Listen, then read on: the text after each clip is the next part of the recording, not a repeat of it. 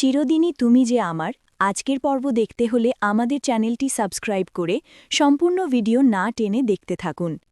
গল্পের শুরুতে দেখা যায় মেঘরাজকে গাড়ি চাপা দিয়ে আগের জন্মের প্রতিশোধ নিল অপর্ণা। পুরো ঘটনা জানতে হলে ভিডিওটি শুরু থেকে শেষ পর্যন্ত দেখতেই হবে। ধারাবাহিকের শুরুতে দেখা যায় অপর্ণার কথা শুনে আর্য ভীষণ কষ্ট পায়।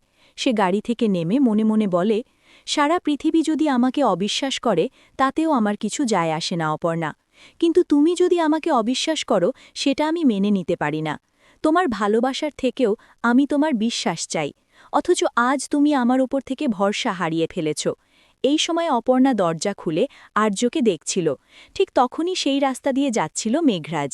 অপর্ণাকে দেখেই সে গাড়ি থামিয়ে মনে মনে বলে, এতদিন তোকে মারতে পারিনি, কিন্তু আজ ওকে সব সত্যি বলে দেব। সে গাড়ির জানালা দিয়ে মাথা বের করে তাকাতেই অপর্ণা গাড়ির আয়নায় মেঘরাজকে দেখে ফেলে। মেঘরাজকে দেখেই অপর্ণা প্রচণ্ড রেগে যায়। সে জীবনে কখনো গাড়ি চালায়নি, তবু ড্রাইভারের সিটে বসে গাড়ি স্টার্ট দেয়। অপর্ণা প্রথমে গাড়িটা পিছনের দিকে নিয়ে গিয়ে মেঘরাজকে ধাক্কা মারে। মেঘরাজ কিছু বলার আগেই অপর্ণা আবার সামনে নিয়ে গিয়ে ফের ধাক্কা দেয়। মেঘরাজ ভয়ে হতবাক হয়ে যায়। এ কে? অপর্ণা রাগে উন্মত্ত হয়ে একের পর এক ধাক্কা দিতে থাকে। প্রাণের ভয়ে মেঘরাজ গাড়ি থেকে লাফ দিয়ে দৌড়াতে শুরু করে। অপর্ণাও গাড়ি নিয়ে তার পেছনে ধাওয়া করে। দৌড়াতে গিয়ে মেঘরাজ হুমড়ি খেয়ে পড়ে যায়। ঠিক তখনই আর্য ছুটে এসে গাড়িটা আটকানোর চেষ্টা করে এবং চিৎকার করে বলে, অপর্ণা, ব্রেক মারো। কয়েকবার চিৎকার করার পর অপর্ণা নিজের হুঁশ ফিরে পায়। অনেক কষ্টে সে ব্রেক চাপে। এর মধ্যে মেঘরাজ পালানোর চেষ্টা করলে আর্য তাকে ধরে ফেলে এবং প্রচণ্ড মারধর করে। কষ্ট করে মেঘরাজ আর্যের হাত থেকে ছুটে পালিয়ে যায়। এরপর আর্যের মনে পড়ে, অপর্ণা তো গাড়িতেই আছে। সে ছুটে অপর্ণার কাছে যায়। অপর্ণা গাড়ি থেকে নেমে ভয়ে কাঁপতে কাঁপতে আর্যকে জড়িয়ে ধরে। আর্য জিজ্ঞেস করে, তুমি গাড়ি চালালে কিভাবে? অপর্ণা নিজেও বুঝতে পারে না সে কিভাবে চালালো। আর্য তাকে শান্ত করে বাড়ি নিয়ে আসে। বাড়িতে মানুষই চা ঢালছিল এবং ভাবছিল অপর্ণা হয়তো এখনও ঘুমোচ্ছে। হঠাৎ দেখে দুজনেই ফিরে এসেছে। অপর্ণা কোনো প্রশ্নের উত্তর না দিয়ে চুপচাপ ঘরে চলে যায়।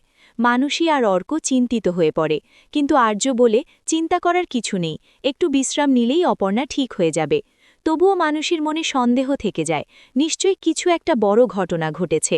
অন্যদিকে আহত মেঘরাজ জ্ঞান ফিরে দেখে সে এক অচেনা ঘরে রয়েছে। সেখানে মীরা এসে দাঁড়ায়।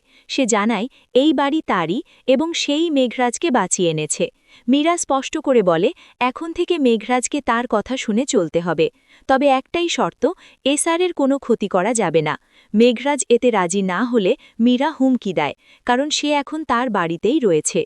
মেঘরাজ সুযোগ খুঁজছিল পালানোর।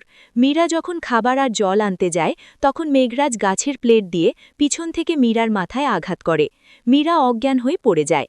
মেঘরাজ হাসতে হাসতে বলে, আমি কারো কথা শুনে চলি না। এরপর সে মীরাকে অজ্ঞান অবস্থায় ফেলে পালিয়ে যায়। অন্যদিকে অপর্ণা গভীর ঘুমে আর্যের হাত শক্ত করে ধরে থাকে।